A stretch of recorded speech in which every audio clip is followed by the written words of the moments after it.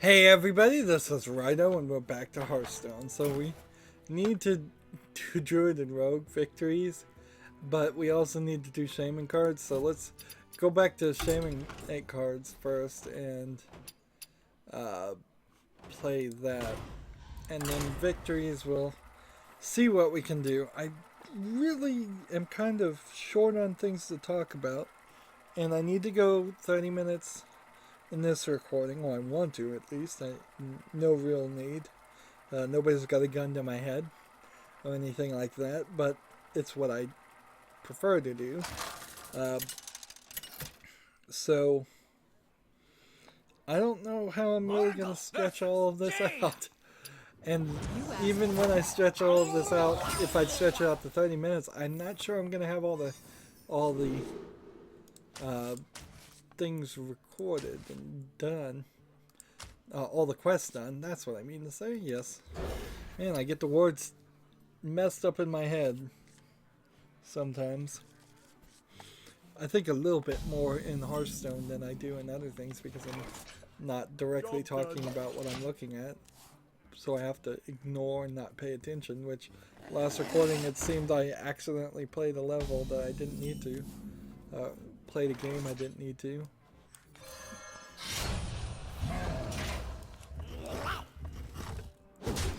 Right.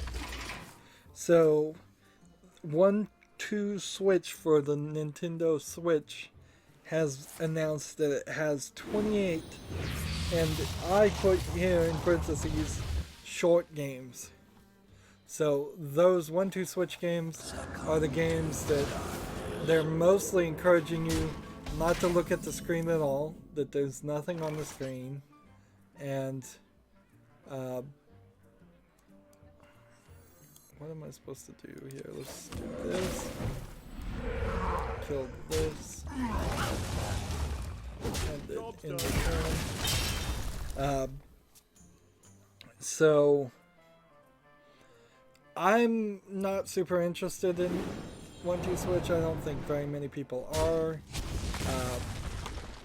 There was the slight thought that if it came out with 50 to 100 mini games and it was like a Mario Party thing, that would make some better sense. Let's see. I could do 4 damage, but I can't play this character if I do that. So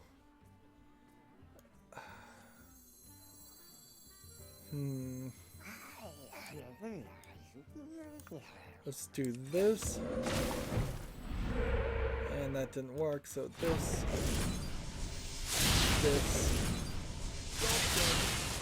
In the turn.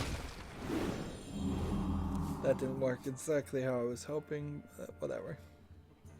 Yeah.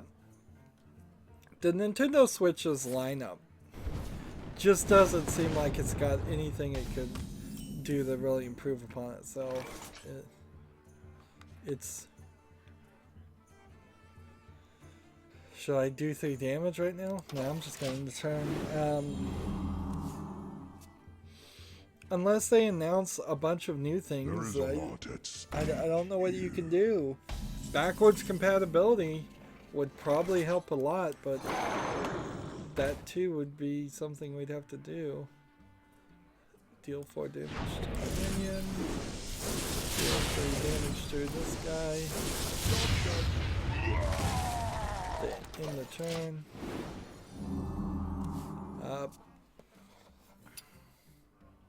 Speaking of backwards compatibility,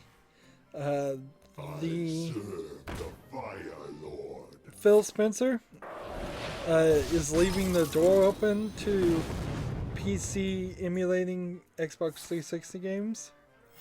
Now, there's this new thing that's come into my world, my perspective on reality lately, called the FGA processor. That's, or is it an FPA processor or something? Anyways, it's a processor that you can program exactly how it acts. So if you want it to act like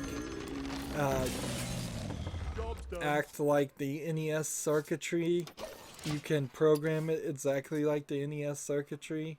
If you wanted to act exactly like the Super NES circuitry, you can program it to act exactly like the Super NES circuitry. And apparently, we've hit that level where we can actually do that, where we, through just uploading a firmware, can make hardware act like old hardware on those small old systems.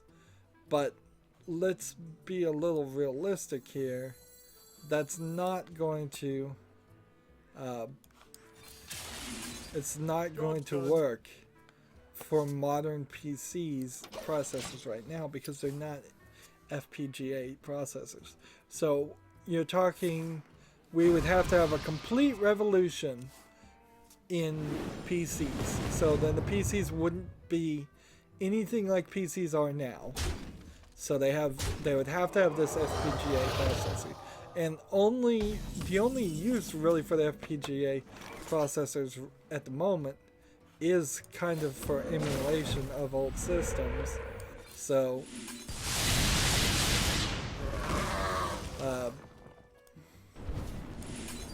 that in itself puts us in a weird, wrong position. So yeah, I just don't think that's gonna happen. Now I'm saying that what I'm saying here, which I'm not making very much sense, is that I think PCs would have to drastically change for us to be able to emulate an Xbox 360. Xbox 360s are mostly PC stuff, so that might help a little bit, but not enough. Let's see, what do we need here? Druid or Rogue. We'll see what we can play on casual. Let's see. Rogue with combo, or Death Rattle, or Druid with taunt, or Pirates. This might be a last opportunity to play it with Pirates. They say they want to nerf Pirates, so let's do that. Interesting, a wait time is happening now that I'm playing in casual, but I wasn't seeing a wait time on ranked. Weird. But emulating an NES game and getting that to run, we can totally do that almost perfect. Doing a Super NES game, we can do that almost perfectly. It's kind of ironic that the mini NES that Nintendo sold didn't actually emulate the games as well as it should. I saw a video where they were comparing what you can do with a $500 FPGA version of that pretends to be a Nintendo, and versus what the NES Mini was doing. And the NES Mini did a pretty good job, but not great. And you would think that Nintendo would do better. So we can do NES, we can do Super NES. We are in the process of doing Nintendo 64 games. So we have the Dolphin emulator, and it can do most Nintendo 64 games and most Wii games and GameCube games. So those three generations in themselves too are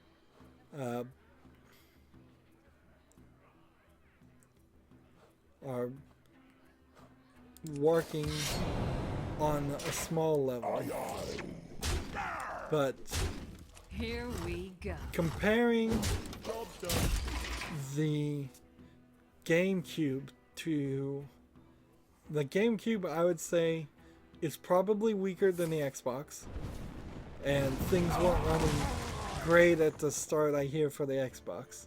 And the Xbox 360 is one generation past that, and the Xbox One went for like 10 10 years too, I believe. So I really doubt we could emulate an Xbox 360 at the moment. I don't think we could do it in 5 years, maybe in 10 years. If we see massive improvements, if we see quantum computers be a thing that happens, certainly then we could do that. But as it is, I just don't think we're going to get smooth 360 games. Even if that's not the... even if we could, it's already very late for that. The Xbox 360 had an amazing lineup. I still have an Xbox 360 sitting around. I gave an Xbox 360 to a family member, and they think they broke it, and I know they broke one of them, at least. So at one point I had purchased at least 3 Xbox 360, and maybe I need to purchase another one just for a backup. And I have probably 50-60 games there that I would give to some young kid, that as a Christmas present, and say, here, play these old games. Not a random kid, of course. I need to justify that statement. One of my nieces or nephews. When they're old enough, which they aren't right now, and get them in the games that way. But hardcore gamers, real gamers, would I want to play that on PC? Even if Phil Spencer could emulate it, he'd just put it in the Windows 10 store. And what games do I really want to play that haven't been remade to the Xbox One or haven't come to Steam? Like the Lego games were sort of one of the major ones I wanted to play. There's a Hasbro Family Game Night. I need to look to see if there are any Hasbro games on Steam. That was kind of fun to play. A lot of Monopoly games that were fun to play.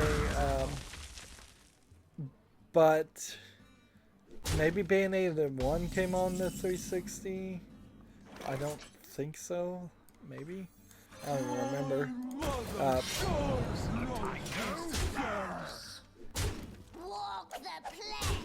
Here we go. Let's see. There are some Xbox exclusives, certainly, like the Halo and some of the Gears of War games I think are exclusive. I think Killer Instinct, one of those might have been exclusive on Xbox.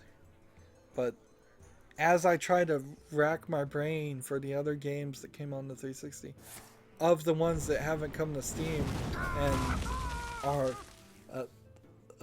better off being in that collection, I can't think of much.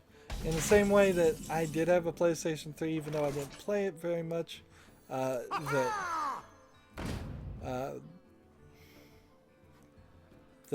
there was Heavenly Sword was one of the games I played on the give my weapon plus 2 attack. Here we go. Like, I don't know. I don't think I played too many other games though on the PlayStation 3. I only played like 2 or 3 on the PlayStation 3. And I would much prefer that people work on emulating PlayStation 3s to backward compatible or porting to the PC. And in general, that's what I would prefer anyways, is just that games got ported to PC instead of trying to do a full emulation of the Xbox 360. It would be a lot less work to get the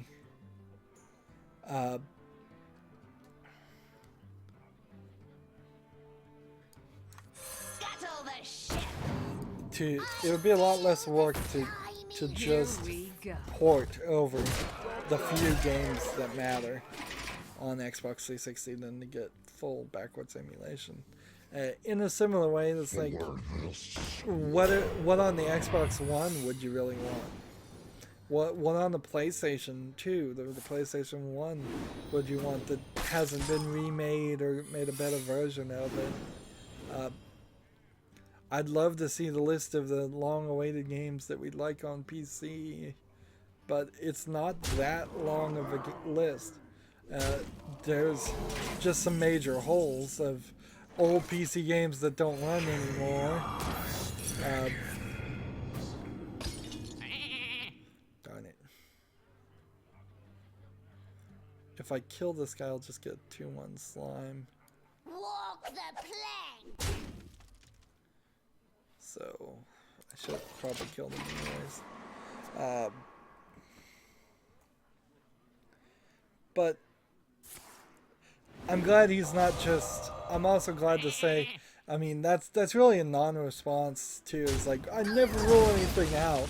It is the kind of response you give when you just don't have anything to announce. But I'm glad he's not rolling anything out.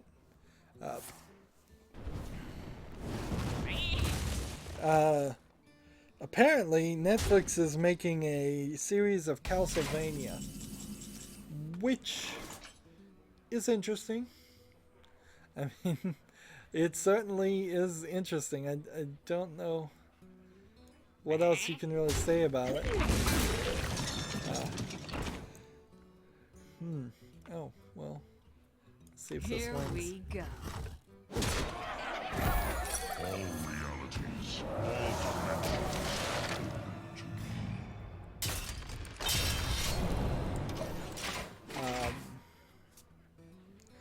Yeah, I don't know a lot about the Castlevania series. I played Castlevania Book of Shadows or whatever that one was called. I kind of thought it was a cool idea, but not really. They didn't really do enough with it, in my opinion. And I don't think they did a great job with it. The problem I can see with the Castlevania series is much like the Assassin's Creed series. Let's just move on to a Death Rattle deck. We'll just try them all at once. Try to keep everything nice and balanced here. The Assassin's Creed movie, from what I hear, again, I didn't watch it. I should probably be better informed and do better research, almost certainly, and watch these movies. I don't know if it really is worth 2 hours of my time, though, because you know almost every video game movie is going to be bad. I hear Resident Evil, The End, whatever the latest Resident Evil movie, was pretty bad too. And that movie series has as much to do with Resident Evil as half of the Resident Evil games has to do with Resident Evil, which is not much. Let's try this.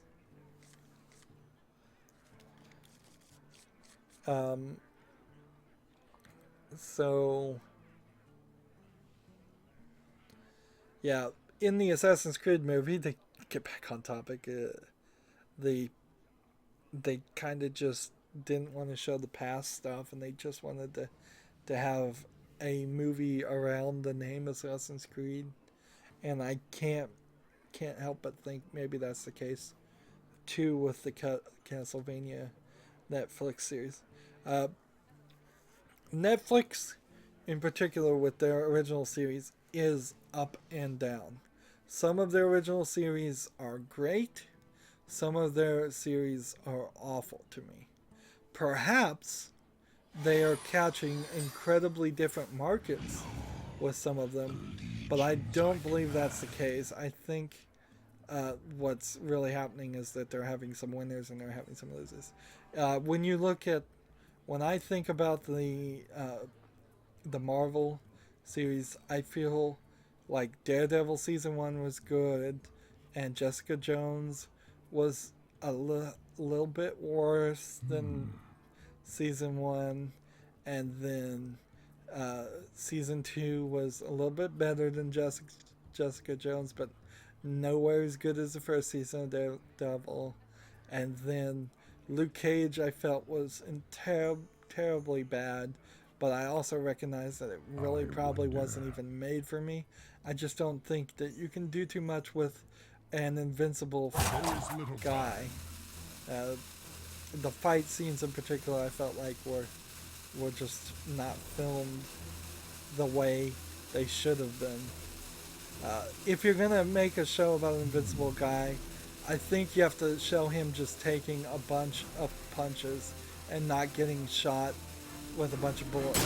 That was the thing about the Daredevil, is that guns exist, yet most of the fight scenes are this this alleyway brawling karate combination that really has no reason to exist. So they showed a trailer for Iron Fist, and that looks like it's looking to do what we saw as far as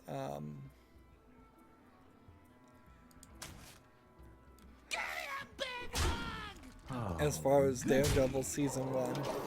And so we're gonna have two Defenders series where it's all about just karate and punching, and there's a little bit of a problem there. I'd also like to see the Punisher series. I like the Punisher as a character. So I'd like to see that continue. And I would like to see a Jessica Jones season 2, but I wouldn't be surprised if there isn't a season 2 or it's a drastically different season 2 with Luke Cage, and at some point in the middle there they need to get the Defenders all together and maybe even throw in Spider-Man, or at least a Spider-Man reference.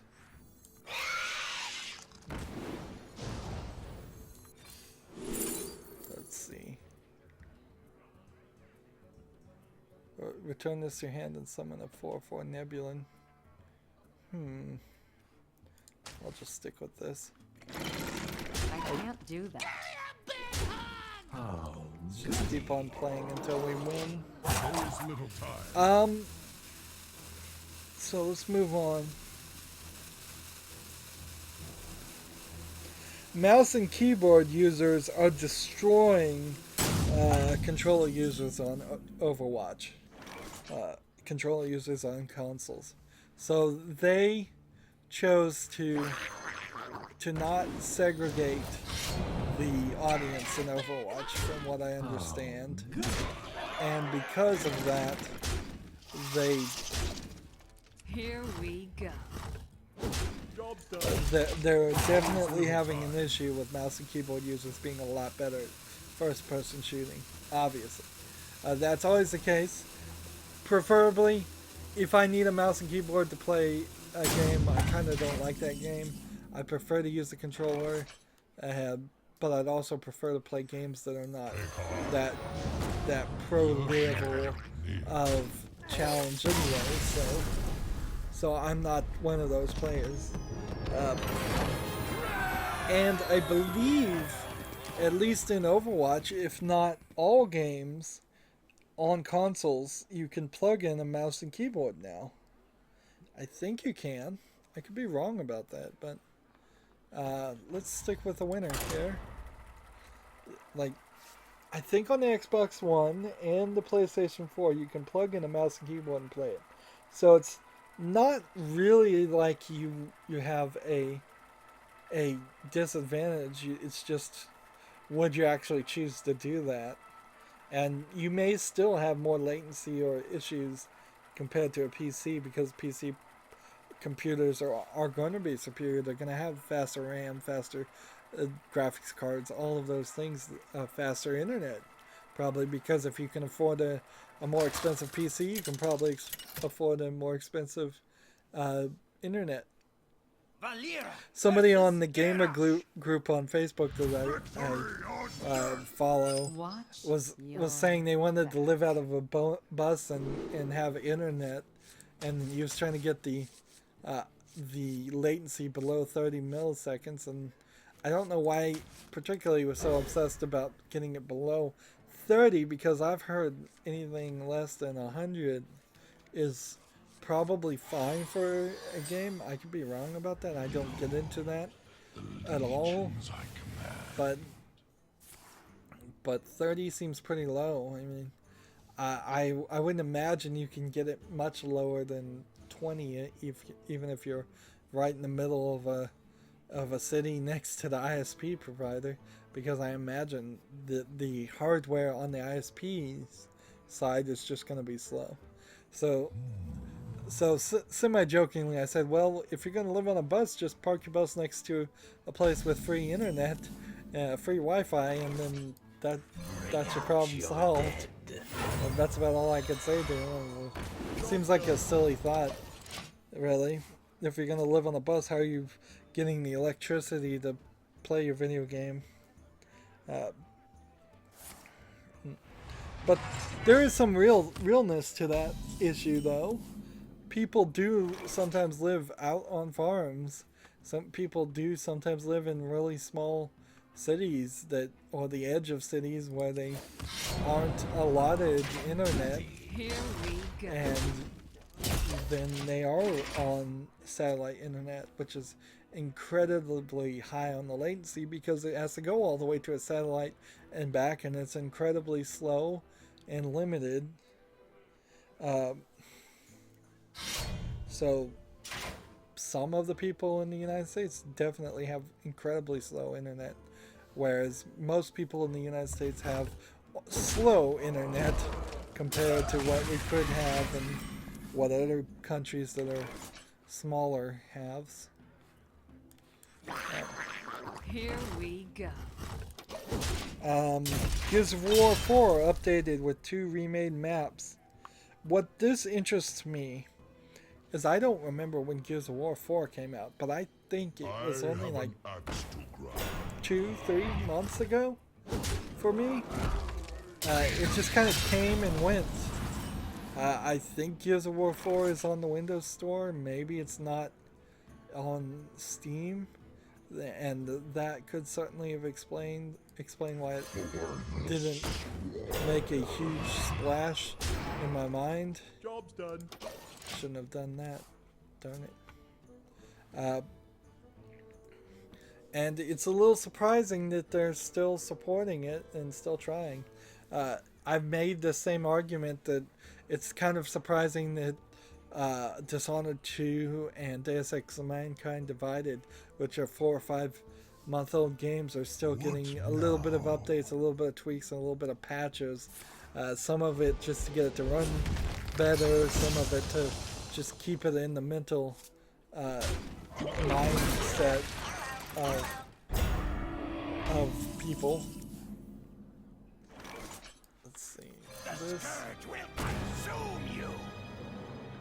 And then this.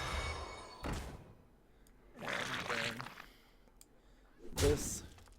Job's done.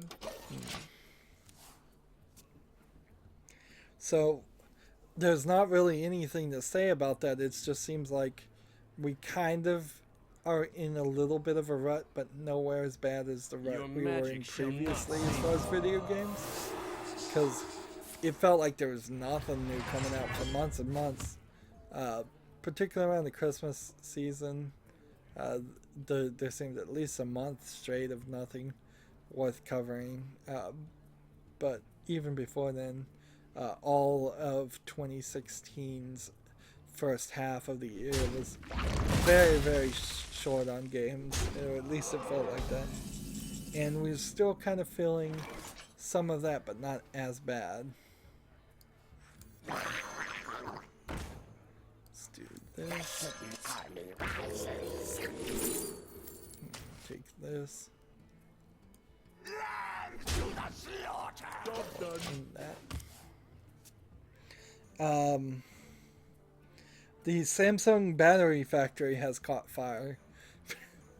That happened just today as of recording. I have question mark speculation here. Sabotage. There's a thing that the Japanese say, which they call China quality, where anything bad quality they say is China quality, because frankly, a lot of things made in China for Chinese people is terrible quality. They do it intentionally, particularly architecture in their buildings. Their economy is built on just a housing bubble in the same way that the United States market economy was working around a housing bubble that was hurting it. Hurt it when that bubble burst. So they will build apartments, and those apartments will fall down in a year or two, or in the middle of construction even sometimes, of just like no quality. The concrete's not good, the foundation's not good, the walls are full of trash, literal trash just thrown in there. There's also a lack of education in a lot of Chinese areas. China is a huge thing. There's a lack of education on just how to do proper construction and maintain buildings when you are in it. So so it's a lot of struggle and just ignorance. Day-to-day life there in China is probably very hard. But also, they build buildings with the full intention of them falling down so that they have room to build the next building, to keep people employed, to allow the government to effectively print money and keep everybody happy for the short term. This is part of the arguments that you hear from people who want to destroy the Fed. Say too, is that the government's just printing money, and the economy is all just made up. And even renowned and more trusted economics people say the economy is just made up for everybody. And so my speculation here, all I know for a fact is that it's been reported that the battery factory's on fire, which, okay, that certainly could happen on accident. But my other speculation would be they have an insurance policy and they decided to burn down the factory because this is the battery that was making the S7 Notes, no, the Note 3s. Golems are a girl's best friend. They were making the batteries for the cell phones that were exploding. So, and it's only been a very short time since Samsung came back with the report. And Samsung is a South Korean company, and they're also in trouble for bribing the president of South Korea, and so they want to throw the son of the president, who has already been convicted of bribing previous presidents of South Korea. So there's a lot of corruption, and when corruption bubbles fall apart, destroying the evidence, insurance scams, those are the backup plans. And so, again, speculation, but maybe intentional insurance scam going on here. I doubt it would be industrial sabotage from a different company, because it almost certainly is a Foxconn factory, battery factory. Is potentially, depending on the United States relations with foreigners, with foreign countries at the moment, the Tesla factory to make batteries for the Tesla cars might be able to churn out some smaller style batteries, and if that was the case, didn't need to do that. Here we go. That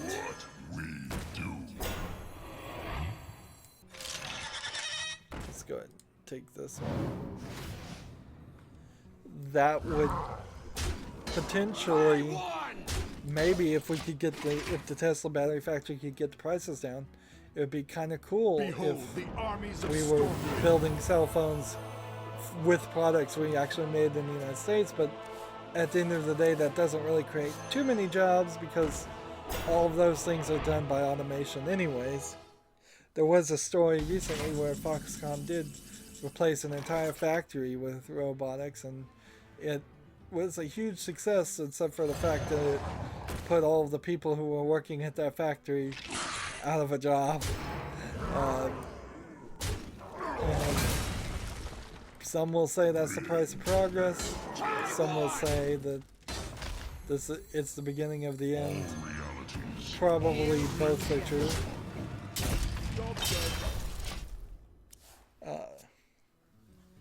And the final thing I have to talk about here, we are going late. This will be our last game. I'm gonna play offline with my secondary account to get the victories here, just nice and easily.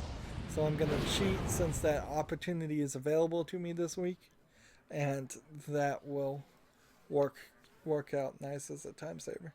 The last thing I have to talk about is Playground Games is opening a new studio for non-racing titles. Now, Playground Games I haven't ever heard of, and this is another fault on my part. I should be aware of all of these medium to small companies, and I haven't been watching the industry long enough, because 2 years ago I wasn't doing this as a career. So why would I? Let's do this and this. This will kill this.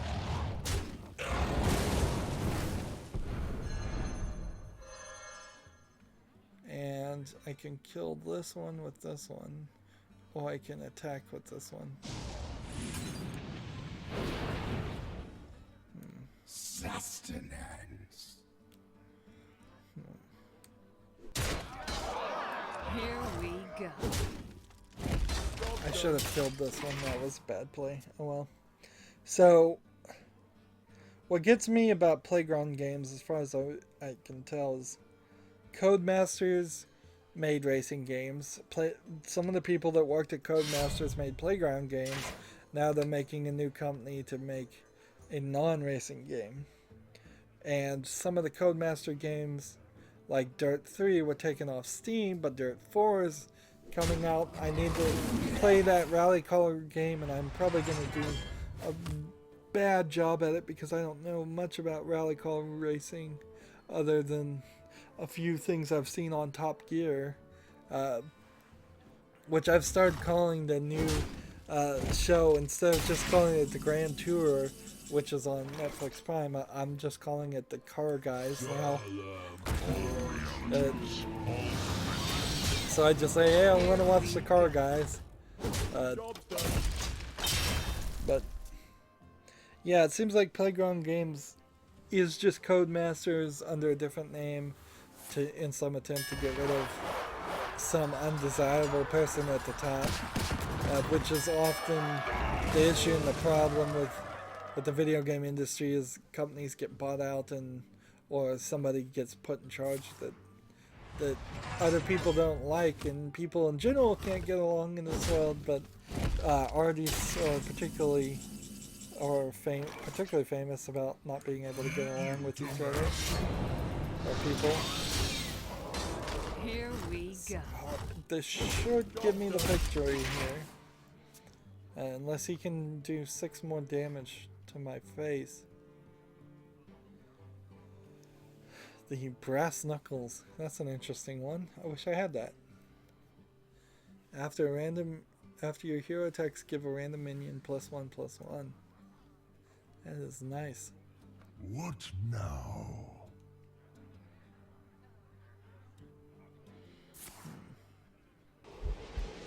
It probably will only take me about 3 minutes to give the victories that I need to this account, playing my secondary account, but it'll be tedious in the setup and all of that, and so there's really no reason to show it.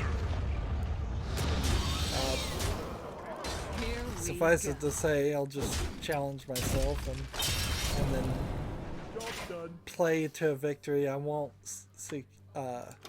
concede just in case, but that won't take that long. I got bored and wasn't in a position or didn't feel like recording anything, which is poor use of my time. So I actually played my other account and got the quests from One Night in Gadget Stand done finally. Let's see. So we need 3 more victories. I'll get those off screen.